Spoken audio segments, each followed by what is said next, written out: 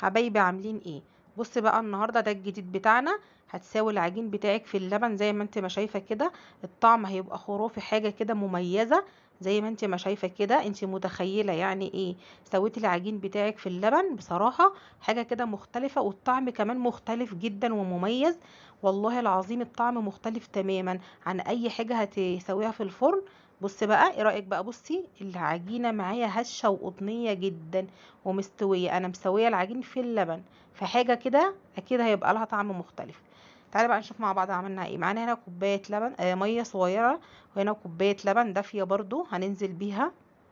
وهننزل بكيس خميره فوريه، هنبدا نقلبهم عشان الخميره بتاعتنا تدوب. خلاص انا طبعا عملت معاكم قبل كده معجنات كتير، بس دي طريقه جديده. هننزل بمعلقه سكر وشويه ملح صغيرين، وهننزل بمعلقتين صغيرين كده زيت. خلاص هنبدأ نقلب السوائل دي كلها في بعض. جربي بقى والله العظيم بجد هتدعيلي. ماشي؟ مختلف عن اي طريقة عملتها معاكي. هننزل بالعجين بتاعنا بالدقيق، وابدأي بقى عجيني فيه ولمي لغاية ما يلم معاكي. يا ريت بقى تكملي معايا الفيديو للآخر. خلاص هنا خلصناها، هنسيبها تخمر ونرجع لها تاني. هنا بعد ما خمرت اهي، شايفين العجينه بتاعتنا؟ بسم الله ما شاء الله، هي ملزقه شويه. هنزل بيها بشويه دقيق بس عشان تلم معايا. خلاص خلاص كده انا نزلت بشويه دقيق ولمت معايا، شايفين ملمسها؟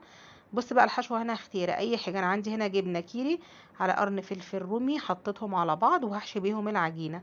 ممكن تحشي برومي وفلفل رومي عادي. تجيبي جبنه رومي مبشوره وتحطي عليها جبن فلفل، شويه زعتر، اي نوع جبنه انت تفضليه.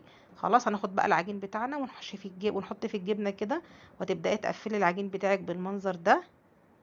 الغرض من الفيديو بتاعنا النهارده يا جماعه، انا عارفه ان انا عملت معاكم معجنات كتير، بس فعلا طريقه السوى النهارده مختلفه تماما بجد يعني. ما اعتقدش ان حد يعرف الطريقه دي. ان شاء الله هتجربيها، وان شاء الله هتعتمدي بعد كده ان انت ازاي تسوي العجين بتاعك باللبن. خلاص هناخد واحده تاني اهو زي ما انتم ما شايفين. خلاص اي نوع جبنه وحشي بيه اي حاجه.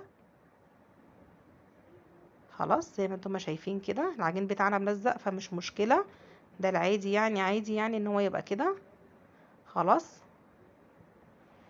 خلصنا هنا كل الكميه، هنسيبها بقى تخمر لتاني مره ونرجع لها تاني. خلاص بص بعد ما خمرت والحجم بتاعها اتضاعف. بص بقى هنا يا قمر، معانا هنا صفار بيضه، صفار بيضه ونص كوبايه لبن. مج الشاي بتاعنا اهو شايفينه، نصه هتمليه لبن كده وهتقلبيه مع صفار البيضه. خلاص وهتنزلي بكل الكلام ده على العجين بتاعك. ماشي؟ ما تشغليش بالك ولا تقلقي. خلاص هننزل بيه كده اهو زي ما انت ما شايفه. سقينا العجين بتاعنا باللبن، حاجه كده النهارده مختلفه. انزلي بقى على وشها بحبه البركه او سمسم.